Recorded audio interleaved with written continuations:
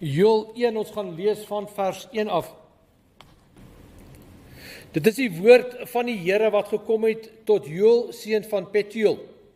Luister hierna, leiers van die volk, gee aandag al die inwoners van die land. Het so iets al in julle tyd gebeur of in die van julle voorvaders? Vertel dit aan julle kinders en laat hulle dit weer aan hulle kinders vertel en die weer aan hulle nageslag. Interessant, daar's 'n paar geslagte wat in hierdie verse aangespreek word. Julle voorouers, julle kinders, hulle kinders en weer hulle nageslag. So dis 'n wye boodskap, dis nie net hierdie geïsoleerde boodskap nie. Wat nie deur hier is nou die boodskap, wat nie deur die eerste sprinkaanswerm opgevreet word nie, word deur 'n volgende opgevreet. Wat nie deur die opgevreet word nie, deur 'n derde, en wat nie deur die opgevreet word nie, deur 'n vierde. 4 plaae van sprinkane wat oor die land kom. Word nugter dronkaards en huil, kla oor die wyn wat julle nie meer sal kry nie, al julle wynsuipers. 'n volk trek op teen my land, die volk is sterk en sonder getal, sy tande is soos die van 'n leeu, sy kaagbeen soos die van 'n leeumannetjie. Hy het my wingerd verwoes, my vyeboom afgebreek, dit kaal gestroop en laat lê, die lote se bas is afgevreet. Julle moet rou, soos 'n bruid rou oor haar bruidegom. Die graanoffer en die dankoffer is weggeneem uit die huis van die Here. Die priesters wat in die diens van die Here staan treur, die weiding is weggevreet, die veld treur. Die koringoes is weggevreet. Van die wyn het daar niks gekom nie, die olyfolie het verdwyn. Julle moet verslae staan, saaiboere, oor die koring en die gars, want die oes op die land is tot niet. Kla, vrugteboere, die wingerd het verdor, die vyeboom staan verdroog, die granaat, die dadel en die appel, ja, al die bome in die boord het verdor. Daar het 'n einde gekom aan die vreugde van die mense. Trek rouklere aan, treur priesters, kerm julle wat diens doen by die altaar. Dra julle rouklere selfs snags, julle wat in die diens van God is. Die graanoffer en die drankoffer is weggeneem uit die huis van God. Bepaal 'n vasdag, roep die gemeente bymekaar, bring die leiers en al die inwoners van die land na die huis van die Here julle God toe. Roep tot die Here. Ons lees net tot daar. Ongelooflike prentjie wat hier geskep word, 'n vreesaanjaende prentjie wat hier geskep word. Maar ons moet gaan kyk na die agtergrond. Juda, hierdie brief, hierdie oproep, hierdie boodskap van Joël is aan Juda, die volk Juda gerig. Onthou, Israel en Juda het geskei. Juda was die onderste 2 stamme wat daar in Jerusalem omgewing gebly het. Maar Juda het geestelik begin sluimer. Hulle het aan die slaap geraak. Hulle het nie meer die Here gedien nie. Ja, ons dien die Here, ja, ons behoort aan hom, maar hulle het hom nie gedien nie met hulle hart nie. Daar was amper 'n geestelike onverskilligheid by hulle gewees. Wat is 'n geestelike onverskilligheid? Dis daai van, dit pla my nie eintlik nie. Ja, ek dien die Here, maar dit pla my nie eintlik as ek nou nie daarby uitkom nie, as ek dit nou 'n bietjie vergeet het, of as daar iets anders is wat vir my belangriker was, dan pla dit my nie dat ek nie by die tempel uitgekom het nie, dat ek nie die offers gebring het nie, soos ons gelees het. Daar was geen toewyding nie. Op die prioriteitslys, God was miskien nommer 5, miskien nommer 8, miskien nommer 10, maar vir die volk was dit nie belangrik nie. God was nie prioriteit nommer 1 nie. Hy het afgeskuif. Daar was ander goed wat vir hulle belangriker was. En sodoende het die volk Juda stadig wegbeweeg van God af. En is interessant dat hy praat van die geslagte. Want dit is hoe dit gebeur het. Dis nie een geslag wat hulle rug op God gedraai het en gesê, maar nou is ons klaar met die Here nie. Stadig maar seker, hierdie wegbeweging van God. 'n Onverskilligheid wat inkom, die toewyding wat verslap word, en dan daai stadige wegsbeweeg van God, en daai geestelike sluimer waarin die volk ingegaan het. En dit is 'n harde oproep wat God hier na sy volk toe bring. Want God was heeltyd besig, voortdurend besig om sy volk op te roep. Daar was heeltyd boodskappers wat hy na sy volk toe gestuur het en gesê, maar ek roep julle terug na my toe. Ek roep julle. Maar hulle het nie geluister nie. Hulle het gehoor, maar hulle het nie geluister nie. Daar was nie 'n reaksie nie. Ja, ons hoor die Here. Ja, ons hoor jou boodskap wat jy bring, maar daar's ander goed wat vir my belangriker is. Dit is nie nodig om die Here met alles te dien nie. Ek kan hom deeltyds dien. Ek hoef nie altyd oor hom te praat nie. Ek kan nou en dan oor hom praat. Ek hoef nie altyd hom te soek nie. Ek kan ook my eie vreugde, my eie geluk gaan soek. En dit was die volk Juda se situasie. En dit is skokkend, want dit is God se volk. Hy het hulle in die beloofde land ingelei, hulle het hierdie geskiedenis saam met God. En dan kom hulle en hulle begin stadig maar seker net wegbeweeg van God. So as jy so agter waar nou 'n kaggeltjie is en dit is so lekker koud en jy gaan sit op 'n stoel en jy raak so rustiger en jou oë gaan so stadig toe en voordat jy weet dan slaap jy. So het Israel net rustiger en rustiger geraak en geestelik aan die slaap geraak. En die Here nie meer gedien nie. En dan kom die sprinkane. Vlaag op vlaag op vlaag. Ons lees van 3 vlae wat gekom het. Nou sprinkane was nie eie aan Judea nie. Was nie eie aan hierdie gebied nie. Want soos hy sê, julle voorouers het nie geweet van sprinkane nie. Maar hierdie sprinkane kom nou oor julle. En dit vreet alles op. Hierdie is 'n ongelooflike prentjie wat geskep word. Daar's niks nie. Selfs die bas van die bome is afgevreet deur die sprinkane. Plaag na plaag na plaag. Maar hoekom het God dit gedoen? Hoekom het God hierdie sprinkaanplaag gestuur? Ons sien die volk het wegbeweeg, ons verstaan dit. Hulle was nie meer so ywerig nie, maar hoekom hierdie verskriklike, ons sal dit noem 'n oordeel wat oor hulle gekom het. Dink dit gebeur in ons tyd. Die land is dan vol en hier kom 'n sprinkaanplaag en vreet alles op. Alles, alle vrugte, alle grane, al die gras. Dat daar niks oor is nie. Wat sal ons reaksie wees? Dis God se oordeel. En so kyk ons nou na Israel en na Juda en ons sê maar sekerlik het God hulle geoordeel, maar was God kwaad vir hulle? Wou God sy volk vernietig? Wat dink julle? Hoekom het God so gehandel? Hoekom het hy hierdie sprinkane gestuur? Nie net een nie, sommer 4 swarms. 4 keer, dat daar niks oorbly nie. Sal julle my glo as ek sê, God toon sy barmhartigheid aan sy volk? Dis hoekom hy so gehandel het. Dis hoekom hy die sprinkaanplaag gestuur het, want God is barmhartig. Nou dit klink na 'n verstret om 'n bietjie die boodskap ver te rek. God stuur 4 plaag, want God is barmhartig. Maar kom ons gaan kyk na wat is barmhartigheid. Want as ons barmhartigheid verstaan, dan begin ons verstaan, maar hoe het God hier met sy volk gehandel? Daar's 'n verduideliking van barmhartigheid. In die Bybel is barmhartigheid God se barmhartige, onverdiende,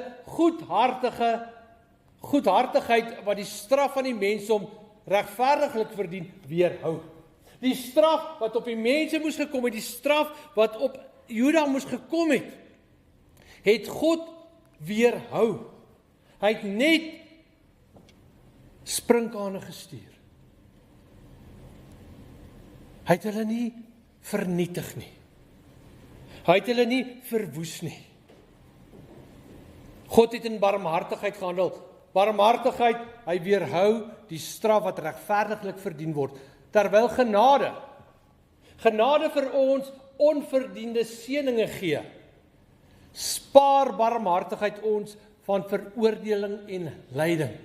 Nou dink bietjie, het Judas so gevoel, toe hierdie verskriklike pla oor hulle kom, alles word opgevreet. Het hulle gevoel dat God hulle spaar van veroordeling en lyding? Dit is gewortel in God se natuur, dit is so mooi. Dit is gewortel, barmhartigheid is gewortel in God se natuur en word aktief getoon deur vergifnis en 'n begeerte om lyding te verlig. As God barmhartig optree, dan doen hy dit in liefde. Dan doen hy dit om straf te weerhou. Dan doen hy dit om lyding te verlig. Hy bring vergifnis in. So die sprinkane is God se oproep aan sy volk. Dis nie God se straf nie. Dis nie hulle oordeel nie. Dis nie hulle vernietiging nie. Verstaan ons barmhartigheid? Miskien hier van die kant af, kan iemand vra van die kantlyn af, hoekom handel God so?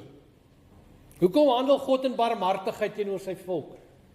Hoekom het hy hulle nie net daar uitgesorteer nie, hulle uitgewis nie? Hoekom het hy nie gesê, maar nou trek ek 'n lyn in hierdie verhouding tussen my en hierdie volk? Hulle luister nie, hulle gee nie om vir my nie. Hulle draai hulle rug op my, ek is klaar met hulle. God is regverdig, ons het dit laas keer gesien, toe ons na Jona gekyk het. God tree regverdig op, maar hier is barmhartigheid. Maar hoekom is daar barmhartigheid? Hoekom nie hierdie finale oordeel nie? 1 Timoteus 2 vers 3 en 4, dit is maklik om hierheen te onthou. 1, 2, 3, 4 van Timoteus. 1 Timoteus hoofstuk 2 vers 3 en vers 4. Hoekom barmhartigheid? Hoekom nie God se finale oordeel nie? Hoekom nie sy straf hier op die volk nie? So is dit goed en aanneemlik vir God ons verlosser, wat wil hê dat alle mense gered word en tot kennis van die waarheid kom. Hoekom straf God nie hierdie wêreld en vee al die goddeloses uit hierdie wêreld uit nie? Hoekom straf God ons nie as ons teen hom sondig nie? Hoekom vee hy ons nie net van hierdie aarde af nie? Want God wil hê dat alle mense gered word en tot kennis van die waarheid moet kom. Dis wie hy is.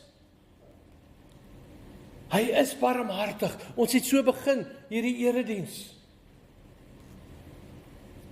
God is barmhartig en het ons innig lief. Hoekom het God gehandel in barmhartigheid teenoor die volk van Juda?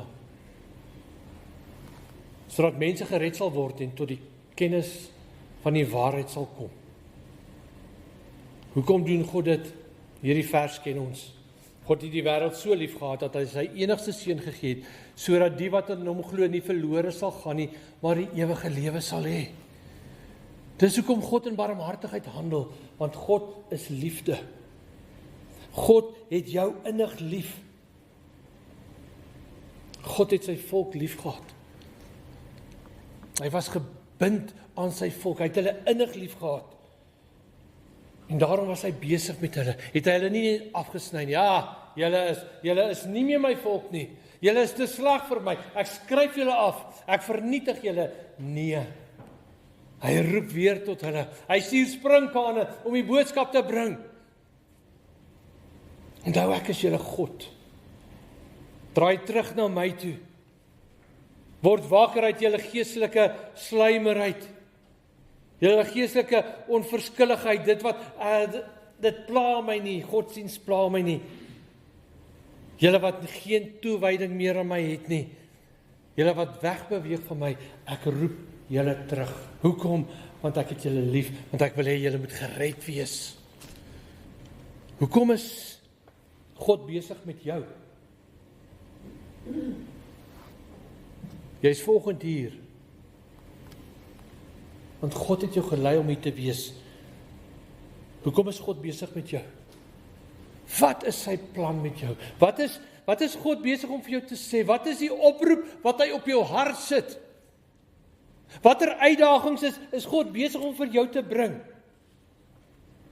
Want hoor vanmôre mooi, God is besig in barmhartigheid teenoor elkeen van ons. Nie een van ons kan vanmôre hier staan en sê, maar ek is 'n volmaakte Christen. Ek het nie barmhartigheid nodig nie. Nie een van ons kan sê, maar ek het God se straf nie nodig nie, want ons almal is sondaars. In onsself kan ons nie, uit genade word ons gered. So waarmee is God met jou besig? Wat is hy besig om met jou te werk? Wat sit hy op jou hart? Wat is die rigting waarmee hy met jou beweeg? Hy stem wat ons hoor. Hoekom is God besig met jou? Hoekom hierdie aanhoudende oproep na jou toe? Hoekom? Want God het jou innig lief. Dis hoekom hy aanhou met ons. Dis hoekom hy ons nie net afskryf en sê, nee, ek is klaar met jou. Jy het nou genoeg keer dit gesê, jy het nou genoeg keer dit gedoen, ek is klaar met jou. Nee, hy het ons innig lief en hy wil hê, ons moet gered wees. Hy wil hê, ons moet by hom opeindig, op die einde van die dag, saam, voor die Here. Dis wat hy vir jou wil hê, dis wat hy vir elkeen van ons wil hê. Hierdie oproep na sy volk.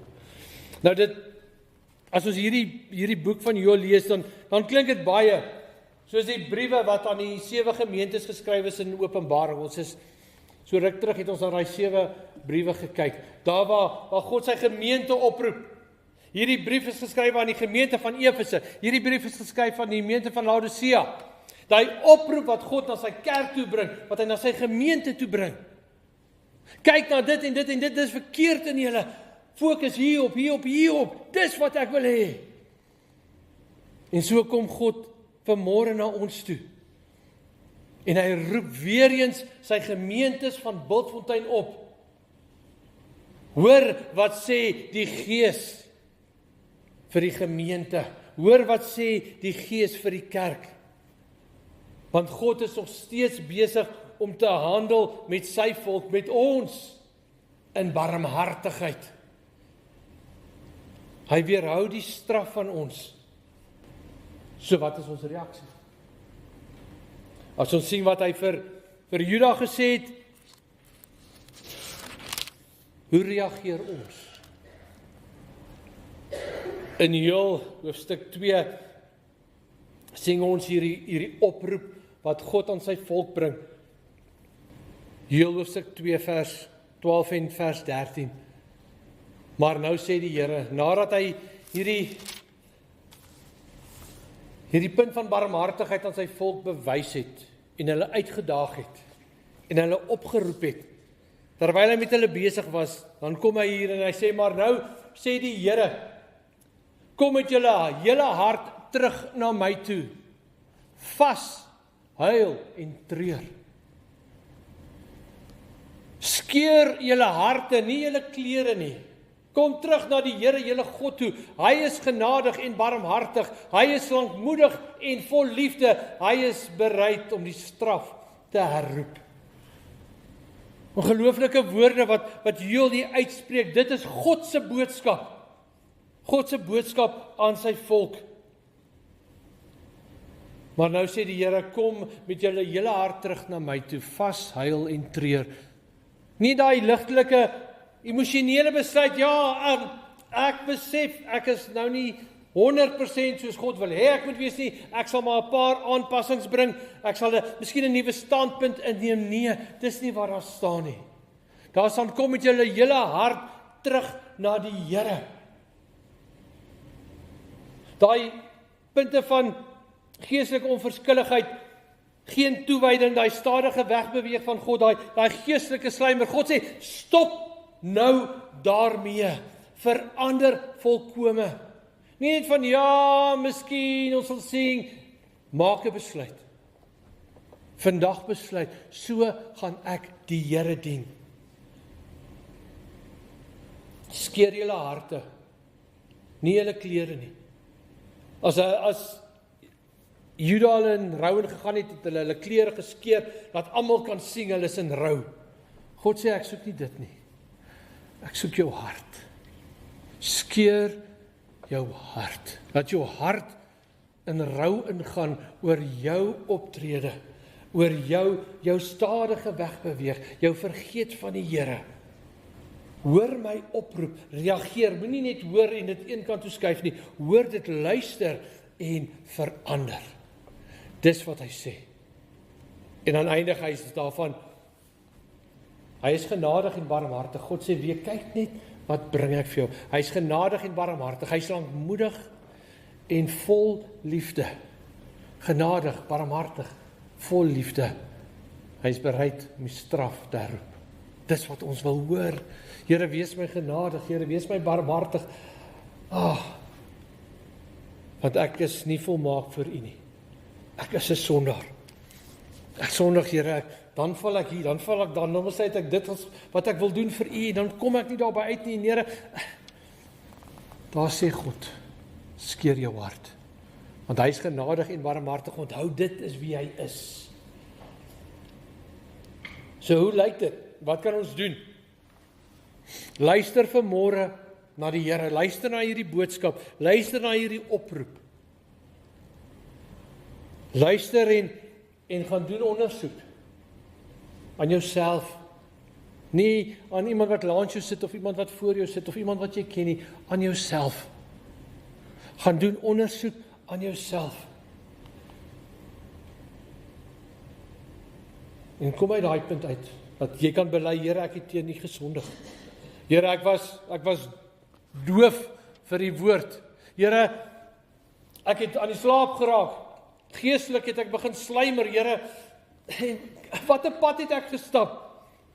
Here, ek was onverskillig teenoor U. Here, ek het U nie my eerste prioriteit gemaak nie. My toewyding aan U het vervaag, het verslap. Here, ek het stadig wegbeweeg van U af. Here, ek bely dit. Dis vir ons kom daai eerste punt, Here, ek is jammer. Here, ek sien myself hier in Juda. Ek sien myself as iemand wat so teenoor U stadig maar stadig wegbeweeg het. En ek praat van, soos Joel praat van oor geslagte heen. Nie net eendag het jy besluit, nou is ek klaar met God nie, oor geslagte heen. My voorouers het die Here so gedien. En nou dien ek die Here so. Waar het daai wegdraai gekom? Daai belydenis voor die Here en dan die herstel. Here, vergewe my. Here, neem my weer aan as U eie. Here, was my weer deur die bloed van Christus. Here, maak my reinig my deur U offer. Here, asseblief. Ek wil nie so wees nie. Ek wil U dien. Belydenis, herstel, daai omdraai. Daai nuwe lewe, ek lewe nie meer so nie, nou lewe ek so. Nie net van 'n ligtelike besluit van, ja, ek sal, maar om 'n omdraai, daai bekeringsmoment. Bekering beteken om 180 grade te draai. Sê van nou af sal ek die Here dien. Ek en my huis, ons sal die Here dien. Belydenis, herstel, omdraai en dan vernuwe. Want dis waar ons wil wees. Vernuwe deur die Gees van God. Vernuwe in 'n nuwe verhouding met die lewende God. Soos hy dit wil hê. Jy moet die Here jou God lief hê met jou hele hart, met jou hele siel, met jou hele verstand en met al jou krag. Jy moet jou naaste lief hê soos jouself. So kan ons lewe deur God. Maar ons moet hoor dit wat hy sê. Ons moet agslaan op sy oproep. Hy sê, draai jou hart na my toe. Jesus, ons moet ons vandag op ons pad. En hy sê, draai jou hart na my toe. Onthou waar het ons begin, geestelike slaap, geestelike onverskilligheid, geen toewyding nie, daai stadige wegbeweeg van God. So baie keer is ons hart verdeeld. Ja, ek is lief vir die Here. Nie een van julle sal vanmôre sê, maar ek is nie lief vir die Here nie. Ons almal sal dit sê, ek is lief vir die Here, maar baie keer is ons hart verdeeld. Ek is lief vir die Here, en ek is lief vir dit, en ek is lief vir dit, en ek is lief vir dit. Hy sê, draai jou hart na my toe. Jou hele hart na my toe. Maar nou sê die Here, kom met julle hele hart terug na my toe.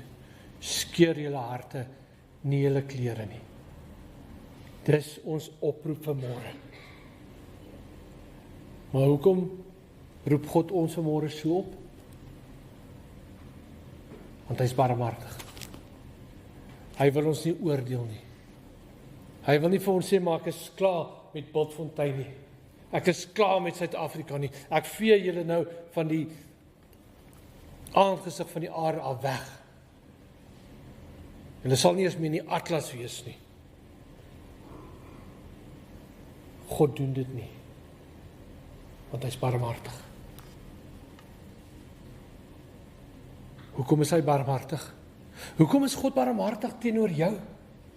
Want God het jou lief. Die almagtige God het jou lief. En dis hoekom hy jou vandag roep. Hier is die oproep. Maar nou sê die Here, kom met jou hele hart terug na my toe. Vandag, elkeen van ons, kom met jou hele hart terug na my toe. Vas, huil en treur, verander. Skeur jou hart, nie jou klere nie. Kom terug na die Here, jou God toe. Hoekom? Hy is genadig en hy is barmhartig. Hy is lankmoedig en hy is vol liefde en hy is bereid om die straf te herroep. Amen.